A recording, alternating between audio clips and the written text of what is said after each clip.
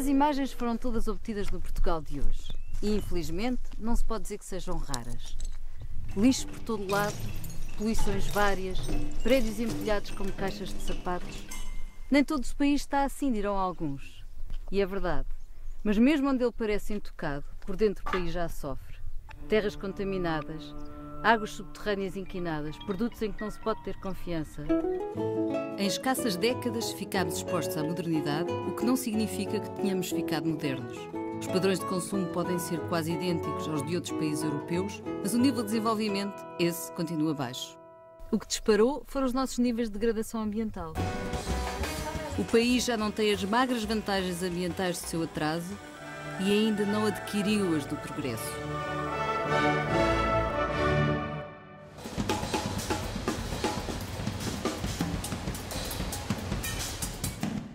Com a ajuda de milhares de imagens captadas pela RTP ao longo de 5 décadas, vamos mostrar um retrato ambiental do país.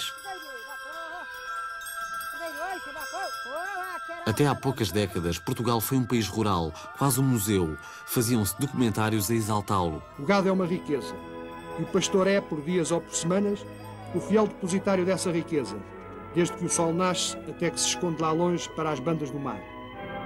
Abrigados no casacão de palha, onde não entra o frio nem a chuva, vigiam a olhar penetrante os pontos brancos que se movem na encosta e são outras tantas pequenas indústrias de transformação de erva em leite, lã e carne. Mas a realidade não era assim tão idílica. A vida rural era dura, o trabalho pesado e mal pago. Algumas medidas justificadas com argumentos patrióticos tiveram efeitos ambientais desastrosos. Foi o caso da campanha do trigo nos anos 30. A destruição de extensas áreas de vegetação natural provocou uma erosão irreversível. Durante o Estado Novo, a campanha do trigo era motivo de festejo anual com bênção da igreja e tudo. Depois veio a florestação intensiva nas serras do interior. As manchas naturais de carvalho foram substituídas pelo pinheiro bravo, que invadiu os baldios e foi expulsando a população dos campos. O êxodo começou nos anos 50. Milhares de camponeses transformaram-se em operários fabris ou de construção civil em Lisboa, Porto ou em países como a França e a Alemanha. Deixei-te sem um recado, parti sim, fui-me embora. Lá fora tenho outro fado à minha espera. É duro ter de partir. Nos campos iam ficando velhos, mulheres e crianças.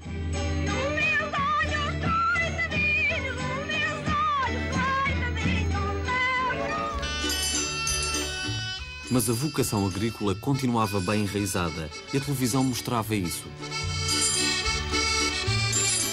Em 1959 surge aquele que se tornaria o programa mais duradouro da história da RTP, o TV Rural.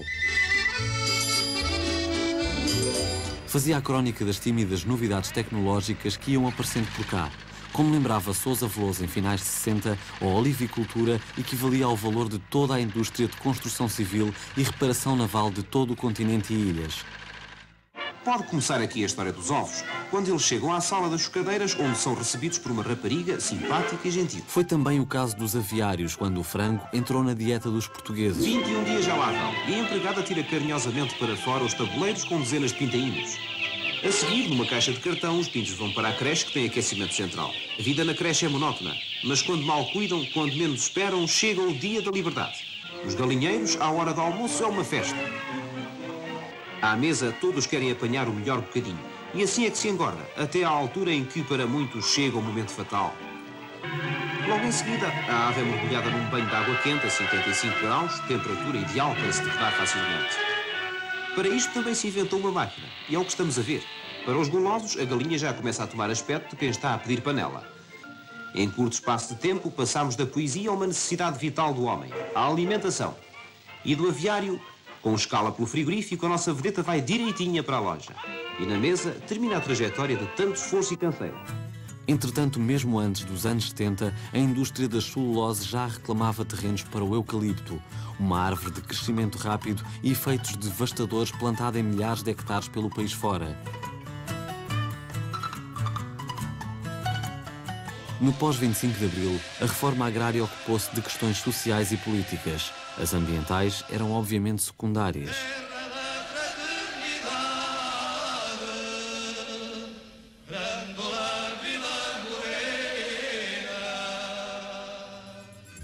A partir de 1983, o país começou a preparar-se para a integração europeia. Ultimamente tem-se falado muito no mercado comum. Os técnicos do Ministério da Agricultura respondiam às preocupações dos agricultores com um otimismo uniforme. Poderemos nós, lavradores, sem subsídios, continuar a sobreviver e fazer produtos para que Portugal possa exportar para a CE? É um facto, o agricultor vai ser melhor remunerado, uma vez que os preços no mercado comum são atualmente superiores aos nossos. Se o agricultor entrar para um esquema de agricultura racional, com boas produções, é um facto que a adesão ao mercado comum só lhe vai trazer vantagens e, portanto, aumento de rendimentos. Prometeram-se grandes mudanças. O governo garantia que tudo se ia resolver. Dinheiro não faltaria. O PEDAP prevê uma canalização ao fundo perdido para Portugal durante 10 anos de cerca de 100 milhões de contos, exatamente são 700 milhões de EQs, ao longo de 10 anos. Com o tempo, a agricultura foi deixando de ser o modo de vida dos camponeses para se tornar, em grande medida, um negócio de empresas. Muitas delas a laborar só para os subsídios europeus. Ficou célebre o chamado giracídio, grandes extensões de cultura de girassol que tinham como fim principal a colheita de subsídios. Mas aqueles que sempre tinham trabalhado a terra não chegavam a perceber o que é que afinal deviam produzir. Chegou-se a pagar para arrancar vinhas, oliveiras, árvores de fruto, muitas das quais seriam mais tarde replantadas. Eu acho que fizemos muitos erros. Fomos atrás dos prémios para o arranque da vinha, fomos atrás dos prémios do arranque de algumas fruteiras. Claro, lembro-me, por exemplo, os pomares de pessegueiros que tinham sido postos há relativamente pouco tempo, de um momento para o outro foram arrancados porque na perspectiva europeia existiam a possibilidade de haver excedentes. Fomos atrás do arranque, ou pelo menos do descuido quase total de pomares tradicionais, nomeadamente no âmbito das macieiras, com a ideia de que era sobretudo as variedades de maior expressão em termos europeus, que eram aquelas que nós íamos apostar, esquecendo que uma agricultura com a nossa dimensão deve sobretudo apostar em nicho de mercado. Nunca pode ser uma agricultura a apostar em produtos indiferenciados, tem que ser sempre a apostar em produtos diferenciados. Os campos foram sendo abandonados. A mecanização reduziu muito o número de trabalhadores agrícolas. Em 1980, trabalhavam nos campos 700 mil pessoas. Em 90, já eram só 400 mil. Via-se na diminuição do emprego agrícola um sintoma de modernidade. O TV Rural foi sendo empurrado para horários cada vez mais remotos. Senhores espectadores, muito boa tarde. Nesta altura do ano e em alguns domingos, quando a esta hora os automóveis da Fórmula 1 se exibem em velocidades vertiginosas, algumas emissões de TV Rural são suprimidas por causa das transmissões. O programa terminaria de vez em 1989. Entretanto, os campos foram se encharcando de adubos e pesticidas cada vez mais. Após algumas mortes de agricultores e crianças, fizeram-se campanhas públicas a explicar que esses produtos eram tóxicos. Mas ainda hoje se emprega os agroquímicos como se fossem inofensivos, vendidos em qualquer drogaria, manuseados muitas vezes sem cuidado por pessoas que nem sabem ler as indicações na embalagem. Após quase 2 décadas de integração na União Europeia, muitos campos do país estão contaminados, tal como as águas subterrâneas e, por fim, a própria alimentação. Quanto à população rural, transformou-se numa espécie de património cultural, cada vez mais difícil de encontrar no meio de hábeis captadores dos euros da PAC e de alguns empresários mais dinâmicos. Entretanto, surgem alguns nichos de produção. Além dos vinhos, há os produtos de origem controlada e a agricultura biológica, que são contemplados na última PAC. Se nós soubermos tirar partido destas novas orientações, eu penso que, apesar de termos perdido um conjunto de anos significativos, eu acho que a gente tem condições para passar a ter uma agricultura que, em algumas zonas, é capaz de produzir de uma forma economicamente eficiente e, portanto, orientada para o mercado, produzindo vinho, azeite, hortícolas, frutas, e depois uma aposta numa agricultura capaz de se integrar na perspectiva do ordenamento do território e na perspectiva da conservação da natureza. Mas o ambiente não é só o campo. O mar tem lugar central na identidade portuguesa, desde as navegações dos descobrimentos até à imagem típica dos pescadores que os postais oferecem aos turistas, mesmo antes deles visitarem a Nazaré. Folclore à parte, a vida dos pescadores era incerta, quando não trágica.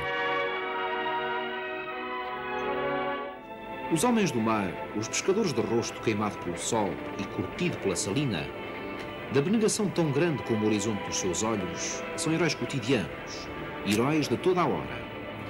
Na vida perigosa e árdua que o destino lhes oferece, basta, quantas vezes, uma simples oração à Virgem para enfrentarem sem medo as fúrias de uma procela. Soldados de todas as idades são chamados ao combate na alvorada de cada dia, com uma camaradagem sã que enchem o cais de uma vida sempre igual que se repete todos os dias.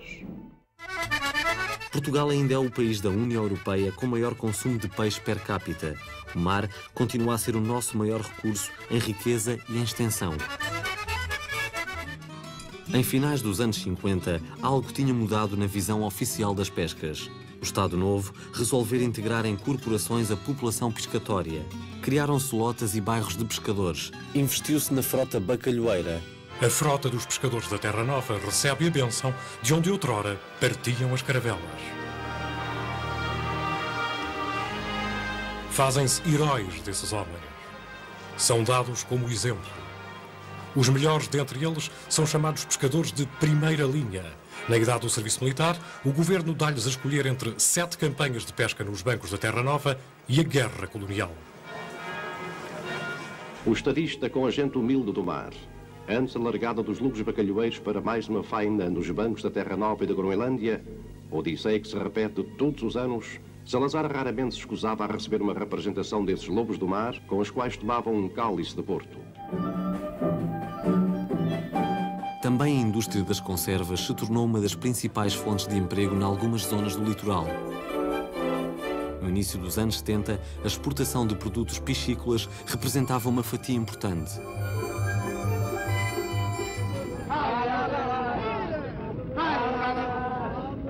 No 25 de Abril, havia um mar de assuntos mais urgentes do que a conservação dos nossos recursos marinhos. Ainda assim, a passagem de Mário Ruivo pelo governo deixaria marcas importantes. A minha ideia era que houvesse um Instituto Nacional de Investigação dos Recursos e do Ambiente Aquático, incorporando, de resto, as águas doces. Não é? Esta ideia não teve sequência porque se encontrou uma grande reserva por parte, sobretudo dos sectores da pesca, muito tradicionalistas e que viam apenas o esforço de pesca em relação aos estoques e não no seu quadro ambiental, e daí derivou um instituto que hoje é o INIP e que esperemos que se mantenha. A partir da integração europeia, mais uma vez não foi pelo ângulo ambiental que o debate se ocupou do mar. A poluição e o esgotamento dos recursos não preocupavam muito. A grande questão eram as cotas, quase todas referentes a espécies que se iam apanhar às zonas longínquas, caso da palmeta e do bacalhau. Longe iam os velhos tempos da pesca artesanal. Aquilo que se discutia agora era o abate das traineiras com o consequente abate de pescadores a troco de indemnizações. Entre 1985 e 1995, 16 mil pescadores e milhares de embarcações foram retiradas. Entretanto, fecharam várias fábricas de conserva. A situação hoje é uma sombra da pujança de outrora. E nem ao menos se adquiriu uma cultura mais atenta aos oceanos e aos recursos pescatórios. Nos documentos oficiais, eu constatei, com grande surpresa, que o conceito de território e de espaço nacional praticamente terminava no último grão de areia seco da praia. A verdade é que a máquina administrativa, e portanto incluindo obviamente os deputados, os membros dos mecanismos consultivos e de decisão, ainda olham para o mar como uma entidade exterior. A atividade do setor primário que mais podia ter revelado a degradação ambiental do país nunca o fez. Sempre que se fala de pesca, o problema ambiental é esquecido. Em 1998, criaram-se oficialmente 2 reservas marinhas, na Arrábida e nas Berlengas. Quando a Expo 98 tomou por mote os oceanos, aproveitou-se para impulsionar a investigação científica. Fim da exposição, o assunto política do mar voltou a ficar submerso. Houve muito boas intenções, mas depois não se concretizaram. Enfim, o atual governo também fez algum esforço nesse sentido. O próprio Primeiro-Ministro fez um discurso em Joanesburgo importante sobre os oceanos e a função dos oceanos e como Portugal estava interessado na questão dos oceanos para atrair organizações internacionais para Portugal, mas conseguiu-se, em termos europeus, uma agência de segurança europeia dos oceanos e isso já é alguma coisa, mas não tanto como nós queríamos. À parte uma ou outra voz, o mar nunca recebeu a atenção que merecia no conjunto dos problemas ambientais do país. E o preço disso já está a ser alto. Há um aspecto que raramente as pessoas pensam, é que o PIB, que beneficia cerca de 9% da atividade turística, é em grande parte baseado na utilização da zona costeira, um recurso de tipo novo, na qual a qualidade da água, a paisagem, enfim, o estado de poluição, são elementos determinantes de qualidade. As indústrias tiveram uma evolução diferente da agricultura e das pescas. Como nunca se desencadeou um processo de industrialização no sentido próprio do termo, a maior parte eram de pequena escala, obsoletas. Havia acufo no Barreiro desde o início do século XX, mas só a entrada de Portugal na EFTA em 1959 levou à criação de alguns polos industriais. A cirurgia, as cimenteiras, a celulose e as indústrias químicas, sobretudo no complexo de Estarreja. Havia ainda indústrias de produtos coloniais como as oleaginosas e a indústria metalomecânica própria de um país em guerra. E mais tarde, a construção e reparação naval na Sete Nave e na Lisnave. Mas a tentativa de instalar indústrias modernas em Portugal é recente e foi sempre acanhada. A inauguração das fábricas era uma grande ocasião patriótica, onde não faltavam bênção, condecorações e abraços. Assim se passou com a Siderurgia Nacional no Seixal. Entre dignatários do governo e senhoras apraltadas, António Champalimau foi condecorado por Américo Tomás. Estava-se no auge do condicionamento industrial. O Estado Novo impedia a entrada de produtos estrangeiros que pudessem concorrer com os setores-chave da nossa economia. Assim protegidas, as indústrias foram poluindo impunemente, não apostando em tecnologias modernas e criando uma enorme fatura ambiental com graves efeitos para a saúde pública. O caso do Barreiro, agora em processo de desativação industrial, é um dos mais evidentes. Evidentemente, muitos fabricos foram desmontados. Ficou um grande problema que é a contaminação dos solos, que muitos deles foram construídos a aterros de cinzas de pirite e que entraram pelo leito do rio adentro. Essas cinzas de pirite têm taxas relativamente elevadas de arsénio, de chumbo e de outros contaminantes que estão lentamente a ser lavadas para o rio e que devem ter o seu efeito sobre o ecossistema. Outro exemplo é o setor petroquímico.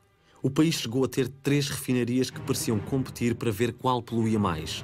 A de Lisboa, mais antiga, só fechou quando se fez a Expo 98. A de Leixões continua a poluir no meio de uma crescente massa urbana perante a passividade das autoridades, mesmo quando se apanha cruda à mão em plena praia de Matosinhos. A refinaria de Sines, embora mais moderna, continua a ser vista como uma das nossas maiores fontes de poluição atmosférica, de dia e de noite. As celuloses também são um símbolo do Portugal poluído. Não só espalharam por todo o lado a monocultura de eucaliptos, como continuam a poluir as águas. Para já não falar no seu cheiro nauseabundo. Passa-se por certas fábricas que estão a quilómetros de nós, de celulose, e essas fábricas produzem um cheirete insuportável em toda aquela região. E as pessoas, como é que vivem ali? Mas há terras imensas e que progridem e que investem, não sei o quê, em sítios que estão completamente a uma poluição do ar que se respira. Muitas indústrias grandes e médias firmaram contratos de adaptação e receberam dinheiro comunitário para melhorar o seu desempenho ambiental. Poucas o fizeram com resultados satisfatórios.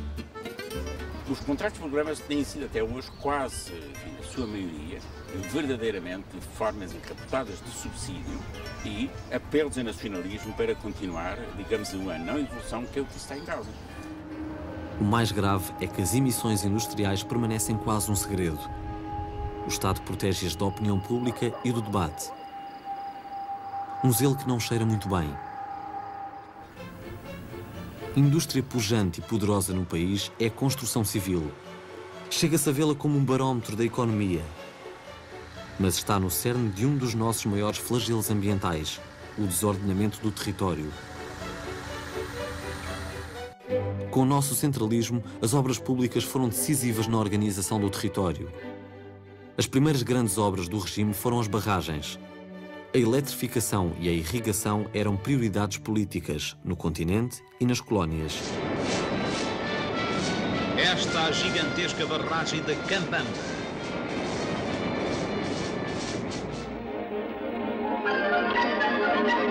A barragem de Caniçada, conjunto de técnica e beleza, é exemplo de um dos maiores esforços para a transformação da água em eletricidade. Estas ruínas, em vez de desolação, significam progresso. São restos de uma aldeia que durante o inverno fica debaixo das águas da Albufeira. A população foi desalojada, mas a hidroelétrica do Cávado substituiu as suas habitações, na maioria mal construídas, por uma povoação novinha em folha. Na nova aldeia de casas sólidas e limpas, o povo vive satisfeito. No seu coração haverá saudade pelos antigos lares, mas a tradição também se renova.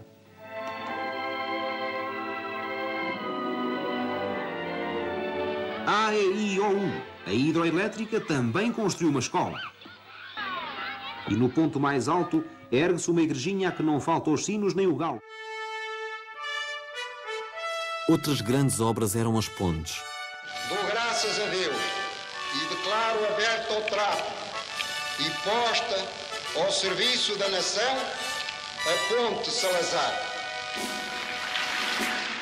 Obra grandiosa, das maiores realizadas nos últimos 100 anos, abriu novas e vastas perspectivas ao desenvolvimento do país, sobretudo para derrubar as barreiras que se opunham ao eficiente e funcional movimento rodoviário entre o Norte e o Sul. Ou a Ponte da Arrábida, no Porto. O projeto e a construção desta audaciosa ponte foi entregue a portugueses. Os trabalhos, que começaram em abril de 1957, decorrem em bom ritmo, devendo, portanto, terminar dentro do prazo previsto, 1000 dias. Vai assim tomando forma a futura Ponte da Arrábida, cujo vão de arco será de 270 metros, o maior do mundo em cimento armado. O rio, mais uma vez, será dominado, mas a vitória não será para ele humilhação. Antes, refletirá orgulhoso aquilo que o gênio humano concebeu e realizou num prodígio da arte e da técnica.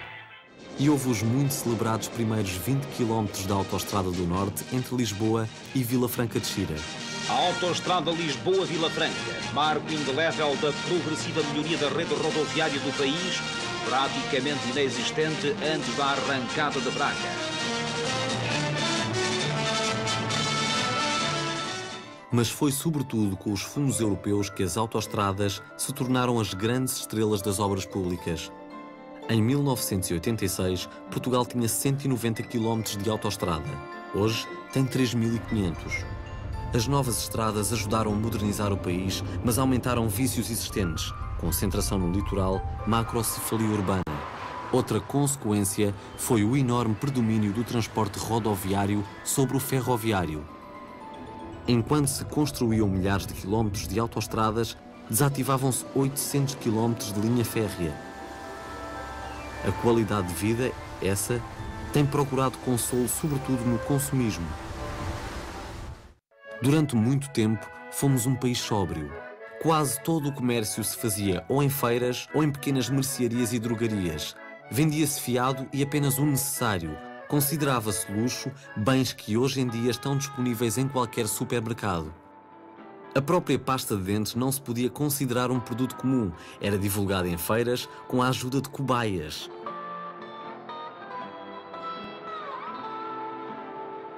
Só muito tarde se generalizaram objetos que noutros países toda a gente usava há muito. Frigoríficos, aparelhagens de música, TVs. No pós-revolução houve um boom de ofertas. O automóvel tornou-se a mais desejada conquista. Olha, a coisa que eu mais gostava de ter era um automóvel, não é? Para dar os meus passeios de vez em quando. Espantado com a rapidez das mudanças, o país mal teve tempo de perceber o que tudo isto implicava. Prédios que se amontoavam, crescimento do lixo, poluições várias. Mas não havia política de ambiente? E se havia, como se chegou a isto? A primeira instituição dedicada a estes assuntos foi criada em 72, durante a Primavera Marcelista. Chamava-se a Comissão Nacional do Ambiente. A sua função era preparar a nossa presença na Conferência de Estocolmo. Marcelo Caetano via aí uma oportunidade para quebrar o nosso isolamento internacional. A liderança da Comissão foi assumida por Correia da Cunha, deputado da então ala liberal. Portugal estava a esvair-se depois de uma guerra já de mais de 10 anos, para a qual não se via saída nenhuma. Quer dizer, estávamos isolados internacionalmente, tínhamos sido expulsos da Unesco, por exemplo, para ir a uma reunião da instituição do ambiente a nível das Nações Unidas, em Nairobi, tinha que ir quase clandestino e de barba para não ser reconhecido. Levava comigo uma declaração de repulsa porque tinha a ameaça constante de ser expulso. Isto é uma situação realmente muito complicada, foi muito complicada.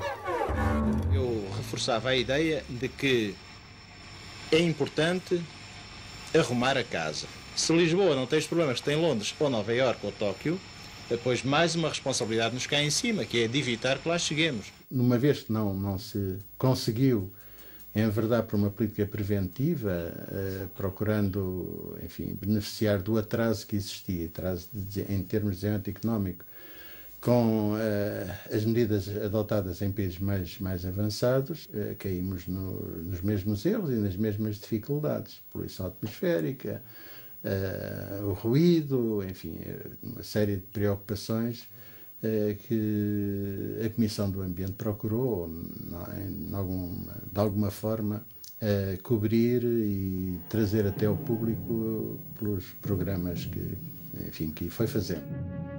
O programa Há Só Uma Terra, produzido pela Comissão Nacional do Ambiente e apresentado em horário nobre na RTP, foi um marco na cultura ambiental portuguesa.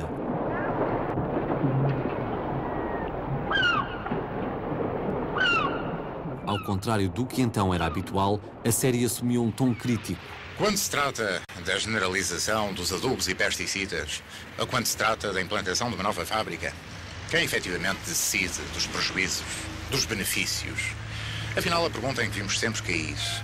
Isto evidencia que, no fundo, a luta, o estabelecimento de prioridades da luta contra a poluição necessita, sobretudo, de uma opinião pública consciencializada. O ambiente era uma coisa desconhecida em Portugal quando realmente se começou a fazer o programa na RTP. E, portanto, os próprios poderes, não é? O poder oficial do Estado, o poder dos industriais e outros, não estavam preocupados. Embora os industriais já soubessem porque tinham reações do que se passava lá fora. Não é? O poder oficial do Estado, do Governo, esse estaria mais desprevenido. E, portanto, os primeiros terão corrido não como rosas, mas enfim, não terão tido grandes problemas. Mas à medida que o programa ia avançando e que se ia avançando no tom, não é? Em se iam dizendo coisas mais graves, a censura começou a arregalar o olho. A RTP mostrava pela primeira vez um outro país. Inúmeros problemas se escondiam por trás da versão oficial. As denúncias sucediam-se. Na costa da Caparica... Verão de 1973. Eis o que resta de uma das maiores e mais belas praias portuguesas. Na Serra da Arrábida...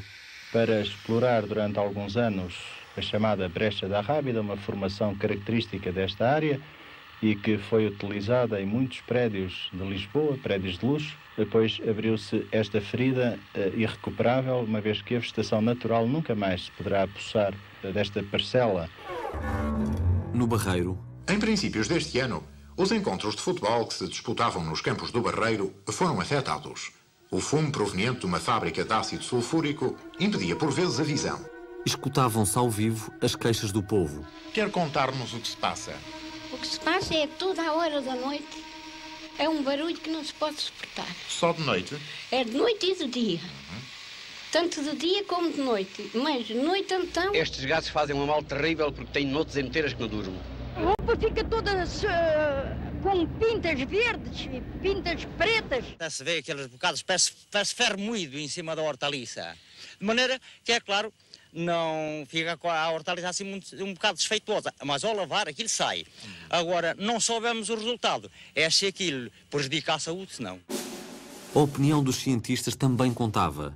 Os poluentes que existem na atmosfera podem não ser por si só causas desencadeantes de doença, mas pelo menos, sem dúvida, que são causas adjuvantes e de manutenção. Mas se os problemas eram denunciados, os responsáveis concretos nunca eram nomeados. Porquê? Tínhamos vários graus de censura, entre os quais exercida por estranhos ao programa. Eu recordo-me que várias vezes tentei ouvir as pessoas ligadas às celuloses e não consegui, não passava da porta da fábrica, não é? Porque a resposta era sempre a mesma. Deem a volta e vão-se embora. E ainda estávamos a dar a volta e já o senhor estava a ligar para um ministro qualquer a fazer queixas. Não é? Logo a seguir à Conferência de Estocolmo, ficou resolvido constituir-se a nível mundial um Fundo Mundial do Ambiente, nunca mais me esqueço, 100 milhões de dólares. Depois de uma reunião muito complicada, venho ter no avião, leio no jornal que o Brasil tinha adquirido uma frota de aviões de guerra num montante superior a esses 100 milhões, 120 ou 125 milhões de dólares.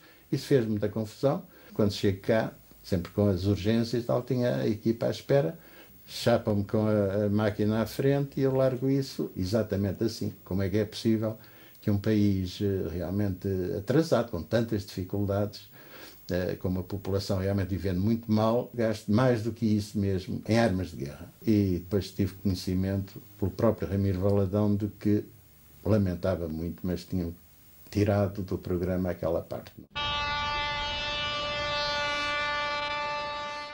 Com todas as dificuldades, a Comissão Nacional do Ambiente teve uma ação pedagógica pioneira que nunca mais seria retomada. As primeiras campanhas sobre o ruído, por exemplo, fizeram história. Faça a favor de pôr a máquina a trabalhar e acelera um bocadinho.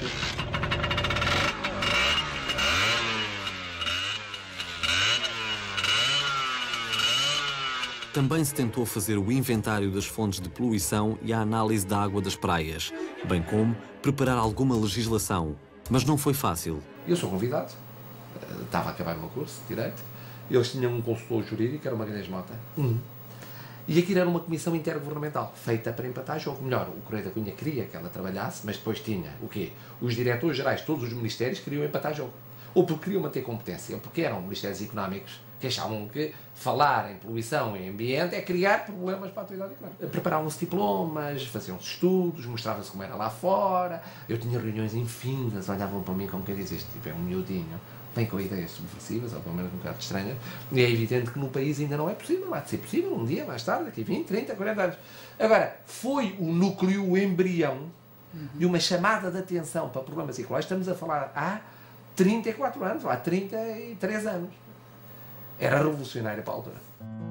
Houve ainda os primeiros ensaios de planeamento, o embrião que podia ter evitado as graves consequências que todos sofremos hoje em dia. A política de ambiente aparece como sendo contrária à política oficial do governo e dos interesses que estavam ligados a ele, sempre com alguma cumplicidade do professor Marcelo Caetano, honra seja feita, de que entendia que algo havia que mudar e que, portanto, nós seríamos uma peça, nós já então na área do ambiente, seríamos uma peça a favor dessa mudança. Com o fim da ditadura, criou-se no governo um lugar oficial para o ambiente. Uma subsecretaria de Estado liderada por Ribeiro Teles. Era uma novidade, subsecretário de Estado do Ambiente. Quem me convidou foi o meu amigo Nuno Portas para aparecer naquela situação. Eu não sabia o que é que ia fazer. E tinha várias ideias, não sabia como as passaria para a política. Perante um diagnóstico que não era famoso, o subsecretário definiu uma agenda de prioridades. Para já, os aspectos que me vão preocupar mais são os do saneamento básico dos esgotos, do abastecimento de água e a defesa intransigente do solo agrícola de exceção. Arquiteto, desculpe, mas eu prevejo que vai ter imensas dificuldades em pôr uma política dessas em ação. E teria. A ação de Ribeiro Teles seria mais legislativa do que executiva. Mesmo assim, criou as áreas protegidas e o Serviço Nacional de Parques. Reforçou a proteção dos solos. Não havia condições políticas para mais. Mas a agenda ambiental então definida manteve-se atual por muitas décadas. Em termos ambientais, este período ficou marcado pela luta contra a instalação de uma central nuclear em Ferrel, próximo de Peniche. Mas o certo é que o 25 de Abril não assumiu o ambiente como objetivo. Foi um mundo novo que surgia, foi um entusiasmo em todos os sentidos e a parte ecológica teve a sua cota parte aí, como digo, os parques naturais, todo o interesse pela ordenação do território, tudo isso, mas ao mesmo tempo não foi uma prioridade absoluta, porque havia outras coisas, havia a guerra que era preciso terminar, fazer a paz, houve o choque da perda do Império, com o regresso de todos os retornados, e houve muitas outras coisas, as dificuldades, as confrontações, o modelo da economia e o modelo até político-social. Primeiro, os governos não duravam nada. Portanto, os governos provisórios chegavam, caíam. E o Paulo Rebelo Teles não era. Depois era um subsecretário de Estado, ou seja, não tinha poder nenhum. Era para dar um lugar ao PPM recém-constituído e para reconhecer o mérito científico dele. Depois, na opinião pública, tirando alguns setores na comunicação social e alguns setores nas universidades, mais jovens, associativos, não havia uma prioridade política do ambiente. Aliás, ainda hoje eu acho que não há a prioridade política do ambiente. A mim chamavam-me futurista, lunático, engraçadinho, mas enfim, é um bibelô para ter aqui a dizer que também se tinha ambiente, não é? Não era antipática a essa obstrução, era mais por falta de conhecimento. De 75 em diante, o colapso financeiro do país não permitiu reforçar a política ambiental. Houve que esperar pela primeira metade dos anos 80, quando Ribeiro Teles, regressado ao governo, faz as leis das reservas ecológica e agrícola nacionais e dos planos diretores municipais. Contudo, uma vez mais, nem empresas nem sociedade civil atribuíam a devida importância aos problemas ambientais. O PCP cria o Partido dos Verdes, mas... Podemos considerar que o Partido dos Verdes, de alguma forma, resultou de um processo de engenharia genética. Foi fundamentalmente a tentativa, por parte do Partido Comunista Português, de importar para Portugal um modelo que era o modelo alemão. E com isso, no fundo, conseguiu dois resultados. O primeiro resultado foi o de ter reconstruído a sua estratégia frentista com um novo parceiro, depois do fim do MDP-CDE, um novo parceiro que era mais jovem, que tinha um certo toque de modernidade. O segundo resultado, que foi dramático para quem nas associações trabalhava em Portugal na área do ambiente, foi justamente o de ter associado durante mais de 10 anos as associações de ambiente que lutavam a nível local e regional pela conservação da natureza, pela qualidade de vida ambiental, ter associado essas associações com, efetivamente, um partido político. Foi o protagonismo assumido por um jovem secretário de Estado do Ambiente, Carlos Pimenta, que deu visibilidade às questões do ambiente. Chamado em 1986 em vésperas de adesão à CEE, Pimenta teria uma passagem demasiado breve pelo governo, mas ainda conseguiu tomar medidas fundamentais: a Lei de Bases, a criação do Instituto Nacional do Ambiente. Acima de tudo, revelou coragem ao mandar demolir as construções clandestinas na Lagoa de Albufeira e na Arrábida. A demolição das 658 barracas clandestinas que ao longo dos últimos 12 anos invadiram aquela zona da Serra da Arrábida, Parque Natural desde julho de 1976. Estas 50 casas que estamos a ver agora, o prazo para a demolição acabou no dia 31 de dezembro a concessão e depois foram dados 30 dias para as pessoas tirarem os seus haveres. Praticamente as casas já estão todas vazias. No dia 2, que é segunda-feira, entram as máquinas aqui no Portinho da Arrábida e, portanto, a Operação Mar Serra fica concluída.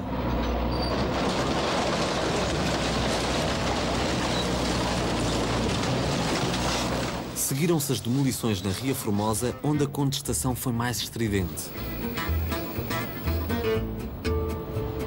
Houve ameaças de todo o género, houve guarda-costas, houve essas coisas todas.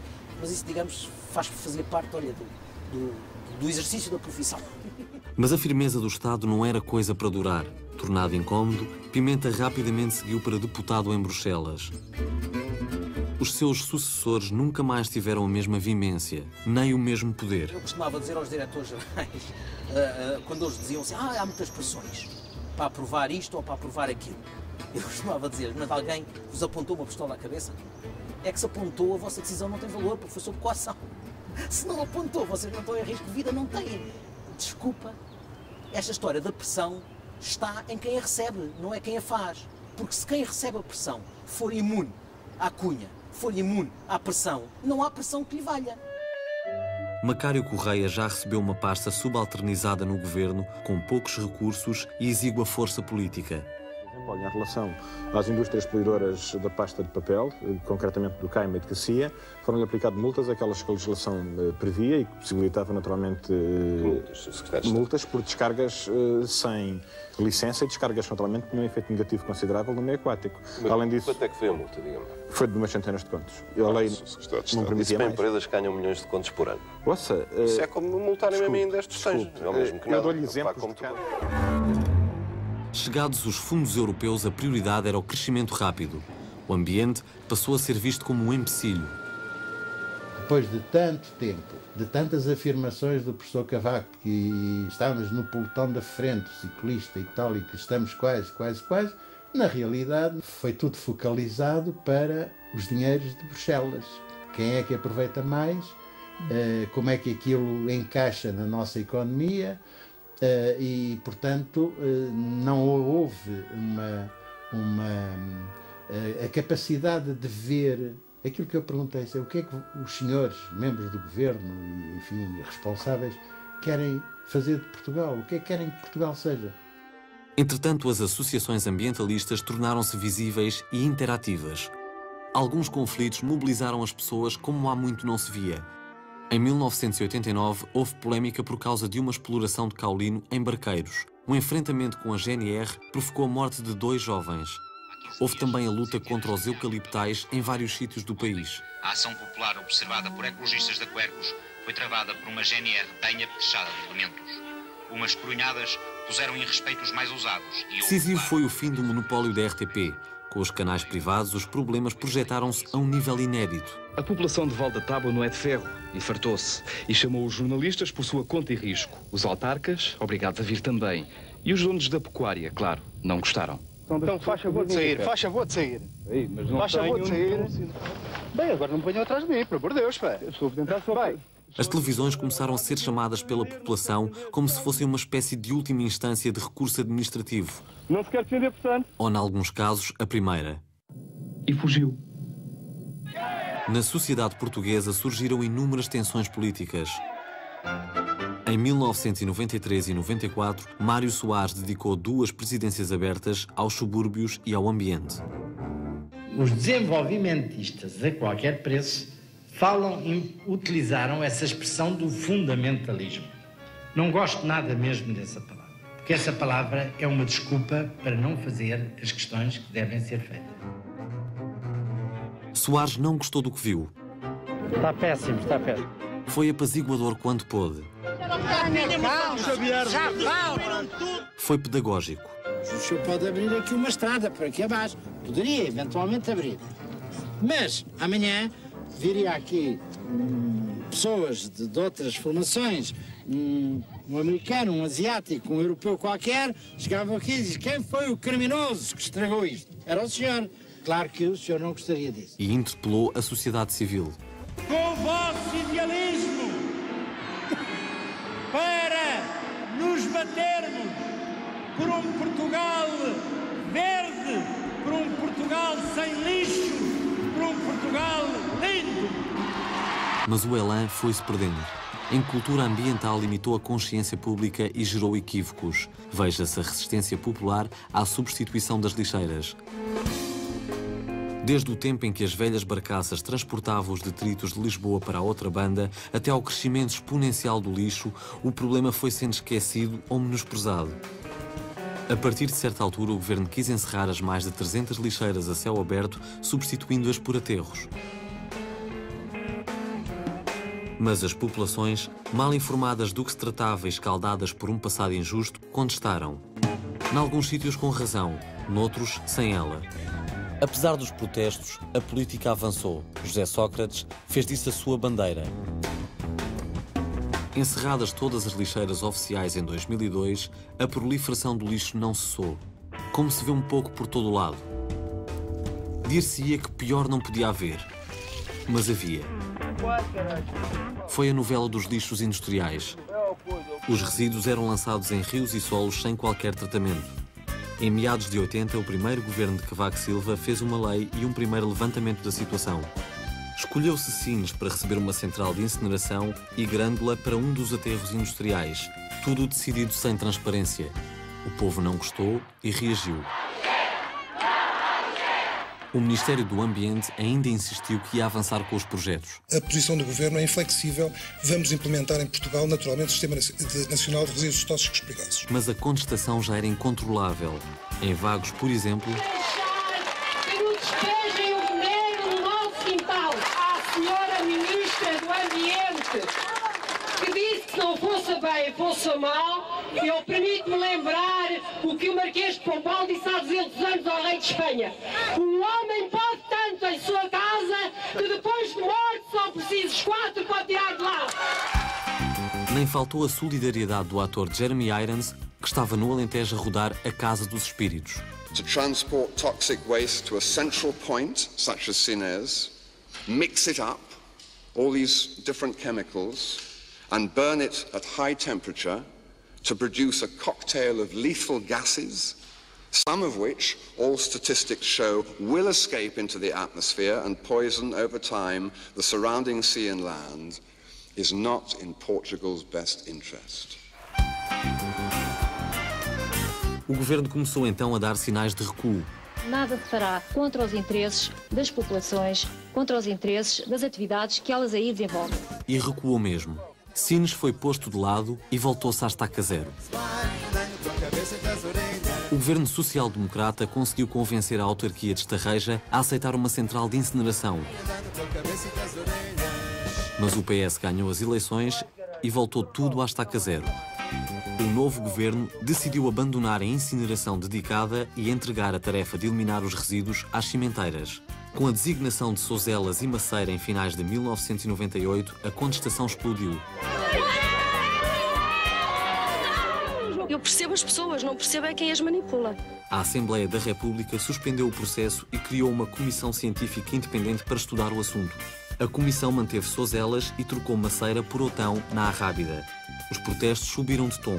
À contestação popular juntaram-se universitários, políticos da oposição e do próprio PS. José Sócrates mostrava-se irredutível, mandando avançar com os testes de queima nas duas cimenteiras. Certamente perceberá que o país não pode continuar na mesma sem tratar os seus resíduos industriais perigosos. Estou confiante que a opinião pública em Portugal me apoia. Mas a contestação alastrou e com a derrota do governo socialista nas legislativas de março de 2002, o projeto caiu e voltou tudo à estaca zero. O PSD abandonou-a com a incineração. A verdade é que Vossa Excelência deram 6 anos para que o país ficasse na mesma com os resíduos industriais perigosos a céu descoberto. O que eu lhe posso garantir, Sr. Deputado, é que não vamos demorar 6 anos a decidir e que o problema será resolvido bem mais depressa do que Vossas Excelências não foram capazes de resolver. Já demoraram 2. Feito mais um levantamento, o 5º desde 1990, o Governo propõe-se construir 2 centros de tratamento sem incineração nem co-incineração. Até agora, ninguém sabe nem onde, nem como, nem quando, nem por quem. Quanto aos lixos industriais, continuam ao Deus dará. Quase 2 décadas após ter prometido resolver o problema, está tudo na estaca zero. Mas que sentido faz um país de fracos recursos gastar esforço e dinheiro durante tantos anos para ver arruinados os seus valores ambientais? Quando se põem acima dos valores e dos princípios e da moralidade, quando se põem certos aspectos, que é o sucesso e o dinheiro, e só se vê o dinheiro e o sucesso, é evidente que esses valores ficam prejudicados. Apesar de haver hoje uma sensibilidade para o tema ambiental e ecológico, as atividades económicas, a nível nacional como a nível local, ainda têm um peso considerável para, na hora da verdade, não direi retirar da agenda, mas limitar o alcance das medidas e das decisões no domínio ambiental. Finalmente, é um problema de cultura cívica. Todos aqueles que efetivamente participam na coisa pública têm que participar e têm que ter algo a dizer acerca da política de ambiente. No entanto, há um distribuidor do jogo, há um estrategista, há, digamos, uma entidade, um ator que tem uma responsabilidade principal. E essa responsabilidade é, de facto, das políticas públicas que cabe ao Estado, aos órgãos de soberania levar a cabo. Eu acho que o maior clique é a comunicação. Porque se a comunicação passar, depois são as pessoas que não deixam não fazer. São as pessoas que se tornam mais exigentes.